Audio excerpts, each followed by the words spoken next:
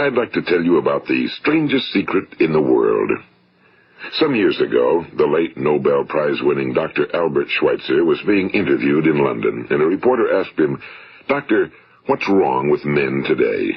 And the great doctor was silent a moment, and then he said, "Men simply don't think." It's about this that I want to talk with you. We live today in a golden age. This is an era that man has looked forward to, dreamed of, and worked toward for thousands of years. But since it's here, we pretty well take it for granted. We in America are particularly fortunate to live in the richest land that ever existed on the face of the earth, a land of abundant opportunity for everyone. But do you know what happens? Well, let's take 100 men who start even at the age of 25. Do you have any idea what will happen to those men by the time they're 65? These 100 men who all start even at the age of 25 believe they're going to be successful. If you ask any one of these men if he wanted to be a success, he'd tell you he did. And you'd notice that he was eager toward life, that there was a certain sparkle to his eye, an erectness to his carriage, and life seemed like a pretty interesting adventure to him. But by the time they're 65, 1 will be rich. 4 will be financially independent. 5 will still be working. 54 will be broke. Now think a moment. Out of the 100, only 5 make the grade. Now why do so many fail? What has happened to the sparkle that was there when they were 25? What's become of the dreams, the hopes, the plans? And why is there such a large disparity between what these men intended to do and what they actually accomplished? When we say about 5% achieve success, we have to define success. And here's the best definition I've ever been able to find. Success is the progressive realization of a worthy ideal. If a man is working toward a predetermined goal and knows where he's going, that man is a success. If he's not doing that, he's a failure. Success is the progressive realization of a worthy ideal. Rollo May, the distinguished psychiatrist, wrote a wonderful book called Man's Search for Himself. And in this book he says, the opposite of courage in our society is not cowardice. It is conformity. And there you have the trouble today. It's conformity, people acting like everyone else without knowing why, without knowing where they're going. Now think of it. In America right now, there are over 18 million people 65 years of age and older. And most of them are broke. They're dependent on someone else for life's necessities. Now, we learn to read by the time we're 7. We learn to make a living by the time we're 25. Usually by that time, we're not only making a living, we're supporting a family. And yet by the time we're 65, we haven't learned how to become financially independent in the richest land that has ever been known. Why? We conform. And the trouble is that we're acting like the wrong percentage group, the 95 who don't succeed. Now, why do these people conform? Well, they really don't know. These people believe that their lives are shaped by circumstances, by things that happen to them, by exterior forces. They're outer-directed people. A survey was made one time that covered a lot of men, working men, and these men were asked, "Why do you work? Why do you get up in the morning?" 19 out of 20 had no idea. If you ask them, they'll say, well, everyone goes to work in the morning, and that's the reason they do it, because everyone else is doing it. Now let's get back to our definition of success. Who succeeds? The only person who succeeds is the person who is progressively realizing a worthy ideal. He's the person who says, I'm going to become this, and then begins to work toward that goal. I'll tell you who the successful people are. A success is the school teacher who's teaching school because that's what he or she wants to do. The success is the woman who's a wife and mother because she wanted to become a wife and mother and is doing a good job of it. The success is the man who runs the corner gas station because that was his dream. That's what he wanted to do. The success is the successful salesman who wants to become a top-notch salesman and grow and build with his organization. A success is anyone who is doing deliberately a predetermined job because that's what he decided to do deliberately. But only 1 out of 20 does that. That's why today there isn't really any competition unless we make it for ourselves. Instead of competing, all we have to do is create. You know, for 20 years, I looked for the key which would determine what would happen to a human being. Was there a key I wanted to know which would make the future a promise that we could foretell to a large extent? Was there a key that would guarantee a person's becoming successful if he only knew about it and knew how to use it? Well, there is such a key, and I've found it. Have you ever wondered why so many men work so hard and honestly without ever achieving anything in particular, and others don't seem to work hard and yet seem to get everything? They seem to have the magic touch. You've heard them say that about someone. Everything he touches turns to gold. And have you ever noticed that a man who becomes successful tends to continue to become successful? And on the other hand, have you noticed how a man who's a failure tends to continue to fail? Well, it's because of goals. Some of us have goals, some don't. People with goals succeed because they know where they're going. It's that simple. Think of a ship leaving a harbor, and think of it with the complete voyage mapped out and planned. The captain and crew know exactly where it's going and how long it'll take. It has a definite goal. Now, 9,999 times out of 10,000, it will get to where it started out to get. Now, let's take another ship, just like the first, only let's not put a crew on it or a captain at the helm. Let's give it no aiming point, no goal, no destination. We just start the engines and let it go. I think you'll agree with me that if it gets out of the harbor at all, it will either sink or wind up on some deserted beach, a derelict. It can't go anyplace because it has no destination and no guidance, and it's the same with a human being. Take the salesman, for example. There's no other person in the world today with the future of a good salesman. Selling is the world's highest paid profession, if we're good at it and if we know where we're going. Every company needs top-notch salesmen, and they reward those men. The sky's the limit for them. But how many can you find? Someone once said the human race is fixed, not to prevent the strong from winning, but to prevent the weak from losing. The American economy today can be likened to a convoy in time of war. The entire economy is slowed down to protect its weakest link, just as the convoy had to go at the speed that would permit its slowest vessel to remain in formation. That's why it's so easy to make a living today. It takes no particular brains or talent to make a living and support a family today. So we have a plateau of so-called security, if that's what a person's looking for. But we do have to decide how high above this plateau we want to aim. Now let's get back to the strangest secret in the world, the story that I wanted to tell you today. Why do men with goals succeed in life and men without them fail? Well, let me tell you something which, if you really understand it, will alter your life immediately. If you understand completely what I'm going to tell you from this moment on, your life will never be the same again. You will suddenly find that good luck just seems to be attracted to you. The things you want just seem to fall in line, and from now on you won't have the problems, the worries, the gnawing lump of anxiety that perhaps you've experienced before. Doubt, fear, well, they'll be things of the past. Here's the key to success and the key to failure. We become what we think about. Now let me say that again. We become what we think about. Throughout all history, the great wise men and teachers, philosophers and prophets have disagreed with one another on many different things. It's only on this one point that they are in complete and unanimous agreement. Listen to what Marcus Aurelius, the great Roman emperor, said. A man's life is what his thoughts make of it. Disraeli said this, everything comes if a man will only wait. I've brought myself by long meditation to the conviction that a human being with a settled purpose must accomplish it, and that nothing can resist a will that will stake even existence for its fulfillment. Ralph Waldo Emerson said this, a man is what he thinks about all day long. William James said, the greatest discovery of my generation is that human beings can alter their lives by altering their attitudes of mind. And he also said, we need only in cold blood act as if the thing in question were real, and it will become infallibly real by growing into such a connection with our life that it will become real. It will become so knit with habit and emotion that our interest in it will be those which characterize belief. And he also said, if you only care enough for a result, you will almost certainly attain it. If you wish to be rich, you will be rich. If you wish to be learned, you will be learned. If you wish to be good, you will be good. Only you must then really wish these things and wish them exclusively, and not wish at the same time 100 other incompatible things just as strongly. In the Bible, you read in Mark 9:23, if thou canst believe, all things are possible to him that believeth. My old friend Dr. Norman Vincent Peale put it this way, this is one of the greatest laws in the universe. Fervently do I wish I had discovered it as a very young man. It dawned upon me much later in life, and I found it to be one of the greatest, if not my greatest discovery outside of my relationship to God. The great law, briefly and simply stated, is that if you think in negative terms, you will get negative results. If you think in positive terms, you will achieve positive results. That is the simple fact, he went on to say, which is at the basis of an astonishing law of prosperity and success. In 3 words, believe and succeed.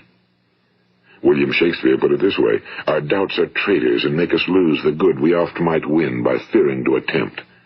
George Bernard Shaw said, people are always blaming their circumstances for what they are. I don't believe in circumstances. The people who get on in this world are the people who get up and look for the circumstances they want, and if they can't find them, make them. Well, it's pretty apparent, isn't it? And every person who discovered this for a while believed that he was the first one to work it out. We become what we think about. Now, it stands to reason that a person who's thinking about a concrete and worthwhile goal is going to reach it, because that's what he's thinking about, and we become what we think about. Conversely, the man who has no goal, who doesn't know where he's going, and whose thoughts must therefore be thoughts of confusion and anxiety and fear and worry, becomes what he thinks about. His life becomes one of frustration and fear and anxiety and worry. And if he thinks about nothing, he becomes nothing. Now, how does it work? Why do we become what we think about? Well, I'll tell you how it works as far as we know. Now, to do this, I want to tell you about a situation that parallels the human mind. Suppose a farmer has some land, and it's good fertile land. Now, the land gives the farmer a choice. He may plant in that land whatever he chooses. The land doesn't care. It's up to the farmer to make the decision. Now, remember, we're comparing the human mind with the land because the mind, like the land, doesn't care what you plant in it. It will return what you plant, but it doesn't care what you plant. Now, let's say that the farmer has 2 seeds in his hand. One is a seed of corn. The other is nightshade, a deadly poison. He digs 2 little holes in the earth, and he plants both seeds, one corn, the other nightshade. He covers up the holes, waters, and takes care of the land, and what will happen? Invariably, the land will return what's planted. As it's written in the Bible, as ye sow, so shall ye reap. Now remember, the land doesn't care. It'll return poison in just as wonderful abundance as it will corn. So up come the 2 plants, one corn, one poison. Now, the human mind is far more fertile, far more incredible and mysterious than the land, but it works the same way. It doesn't care what we plant. Success, failure. A concrete, worthwhile goal, or confusion. Misunderstanding, fear, anxiety, and so on. But what we plant, it must return to us. You see, the human mind is the last great unexplored continent on Earth. It contains riches beyond our wildest dreams. It will return anything we want to plant. Now, you might say, well, if that's true, why don't people use their minds more? Well, I think they figured out an answer to that one, too. Our mind comes as standard equipment at birth. It's free, and things that are given to us for nothing we place little value on. Things that we pay money for, we value. The paradox is that exactly the reverse is true. Everything that's really worthwhile in life came to us free. Our minds, our souls, our bodies, our hopes, our dreams, our ambitions, our intelligence, our love of family and children and friends and country, all these priceless possessions are free. But the things that cost us money are actually very cheap and can be replaced at any time. A good man can be completely wiped out and make another fortune. He can do that several times. Even if our home burns down, we can rebuild it. But the things we got for nothing, we can never replace. The human mind isn't used because we take it for granted. Familiarity breeds contempt. It can do any kind of job we assign to it, but generally speaking, we use it for little jobs instead of big, important ones. Universities have proved that most of us are operating on about 10% or less of our abilities. So decide now, what is it you want? Plant your goal in your mind. It's the most important decision you'll ever make in your entire life. What is it you want? Do you want to be an outstanding salesman? A better worker at your particular job? Do you want to go places in your company, in your community? Do you want to get rich? All you've got to do is plant that seed in your mind, care for it, work steadily toward your goal, and it will become a reality. It not only will, there's no way that it cannot. You see, that's a law, like the laws of Sir Isaac Newton, the laws of gravity. If you get on top of a building and jump off, you'll always go down. You'll never go up, and it's the same with all the other laws of nature. They always work. They're inflexible. Think about your goal in a relaxed, positive way. Picture yourself in your mind's eye as having already achieved this goal. See yourself doing the things you will be doing when you've reached your goal. Ours has been called the phenobarbital age, the age of ulcers and nervous breakdowns and tranquilizers. At a time when medical research has raised us to a new plateau of good health and longevity, far too many of us worry ourselves into an early grave trying to cope with things in our own little personal ways without learning a few great laws that will take care of everything for us. These things we bring on ourselves through our habitual way of thinking. Every one of us is the sum total of his own thoughts. He is where he is because that's exactly where he really wants to be, whether he'll admit that or not. Each of us must live off the fruit of his thoughts in the future, because what you think today and tomorrow, next month and next year, will mold your life and determine your future. You're guided by your mind. I remember one time I was driving through eastern Arizona, and I saw one of those giant earth-moving machines roaring along the road at about 35 miles an hour with what looked like 30 tons of dirt in it. A tremendous, incredible machine, and there was a little man perched way up on top with the wheel in his hands guiding it. And as I drove along, I was struck by the similarity of that machine to the human mind.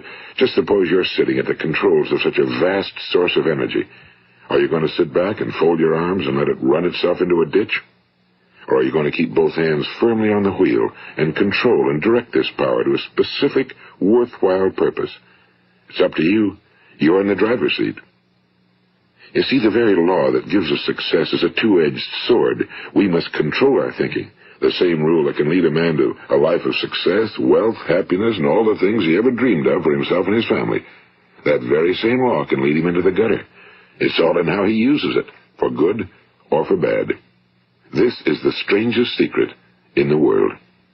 Now, why do I say it's strange, and why do I call it a secret? Actually, it isn't a secret at all. It was first promulgated by some of the earliest wise men, and it appears again and again throughout the Bible, but very few people have learned it, understand it. That's why it's strange, and why for some equally strange reason it virtually remains a secret. I believe that you could go out and walk down the main street of your town and ask one man after another what the secret of success is, and you probably wouldn't run into one man in a month who could tell you. Now, this information is enormously valuable to us if we really understand it and apply it. It's valuable to us not only for our own lives, but the lives of those around us, our families, employees, associates, and friends. Life should be an exciting adventure. It should never be a bore. A man should live fully, be alive. He should be glad to get out of bed in the morning. He should be doing a job he likes to do because he does it well. One time I heard Grove Patterson, the great late editor-in-chief of the Toledo Daily Blade, make a speech, and as he concluded his speech, he said something I've never forgotten. He said, "My years in the newspaper business have convinced me of several things. Among them, that people are basically good, and that we came from someplace, and we're going someplace. So we should make our time here an exciting adventure. The architect of the universe didn't build a stairway leading nowhere." And the greatest teacher of all, the carpenter from the plains of Galilee, gave us the secret time and time again. As ye believe, so shall it be done unto you. I've explained the strangest secret in the world and how it works. Now, on this side, I want to explain how you can prove to yourself the enormous returns possible in your own life by putting this secret to a practical test. I want you to make a test that will last 30 days. It isn't going to be easy, but if you'll give it a good try, it will completely change your life for the better. Now, back in the 17th century, Sir Isaac Newton, the English mathematician and natural philosopher, gave us some natural laws of physics which apply as much to human beings as they do to the movement of bodies in the universe.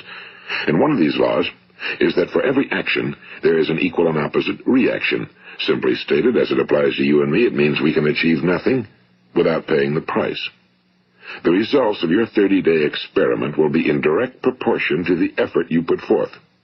To be a doctor, you must pay the price of long years of difficult study. To be successful in selling, and remember that each of us succeeds to the extent of his ability to sell.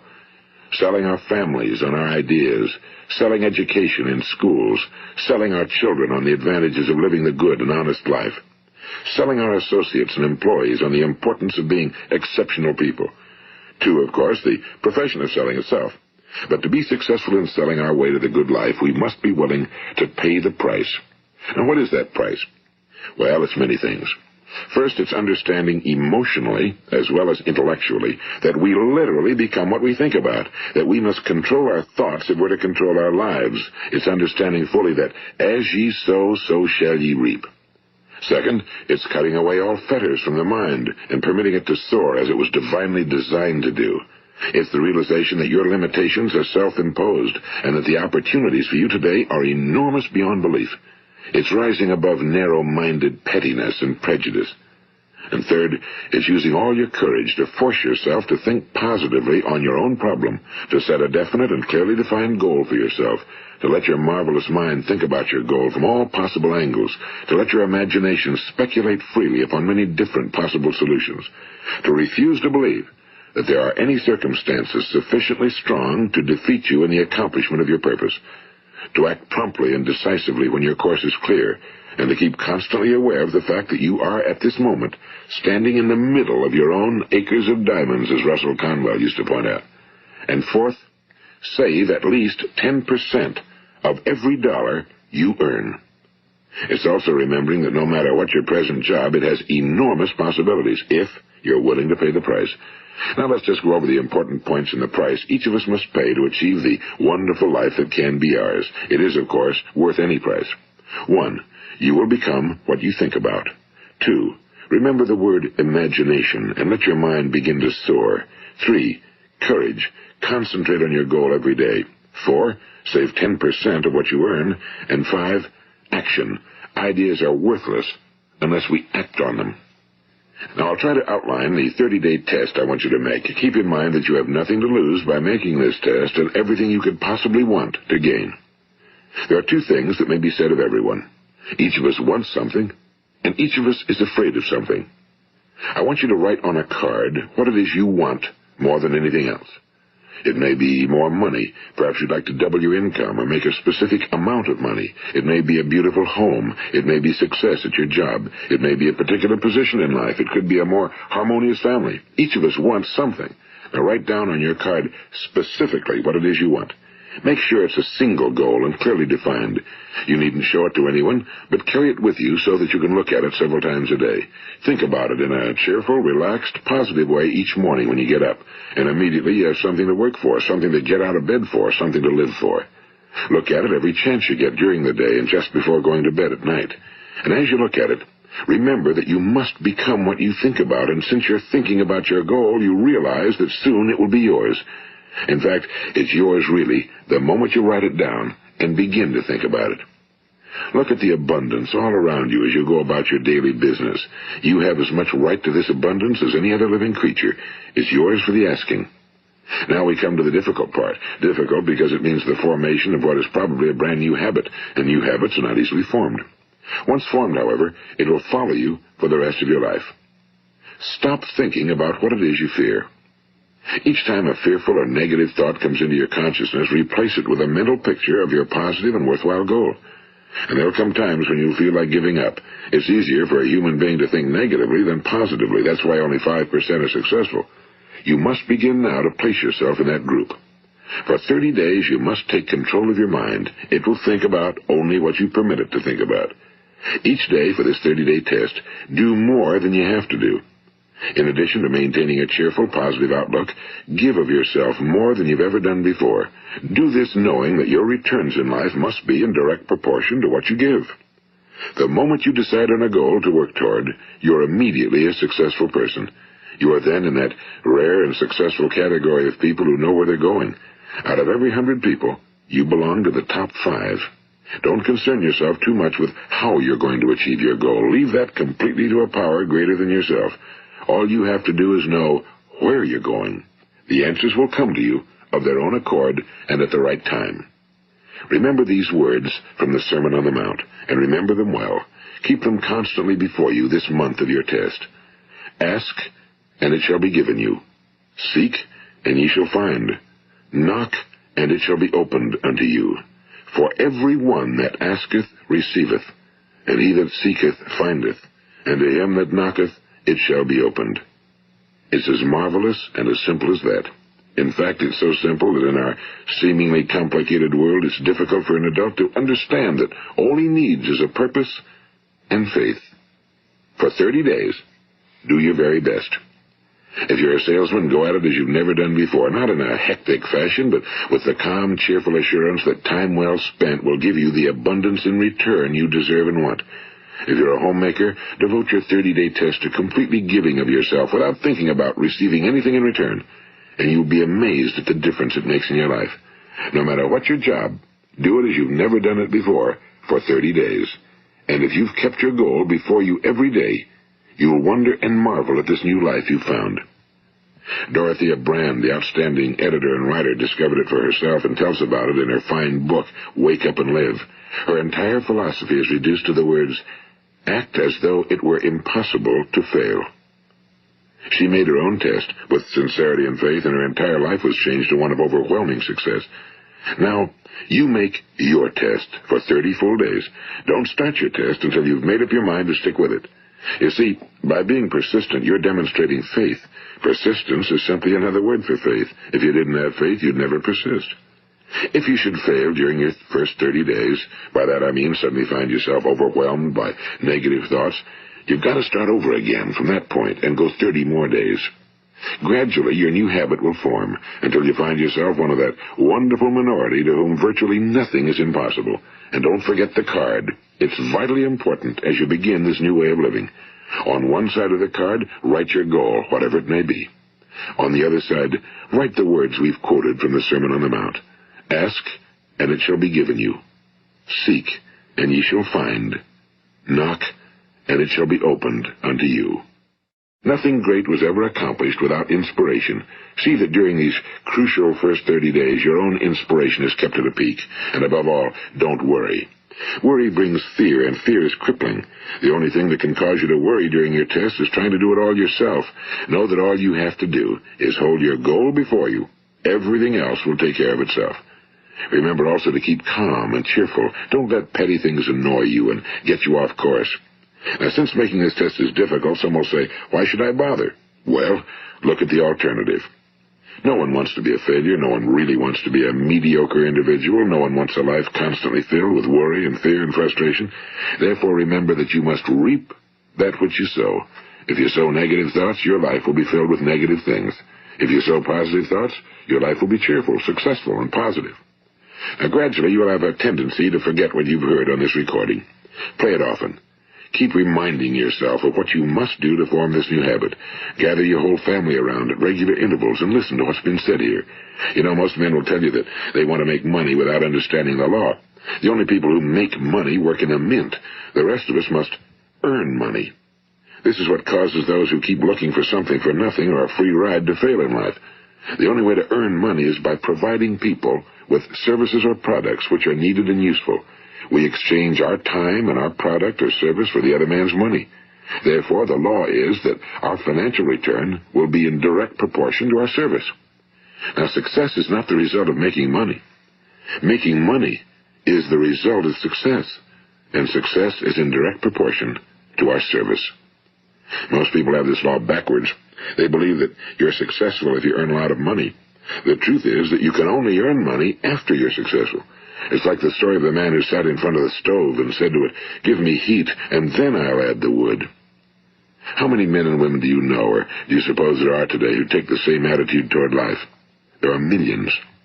We've got to put the fuel in before we can expect heat.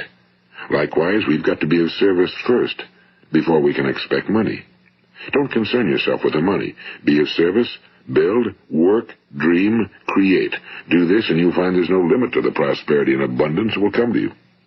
Prosperity, you know, is founded upon a law of mutual exchange. Any person who contributes to prosperity must prosper in turn himself. Sometimes the return will not come from those you serve, but it must come to you from someplace, because that's the law.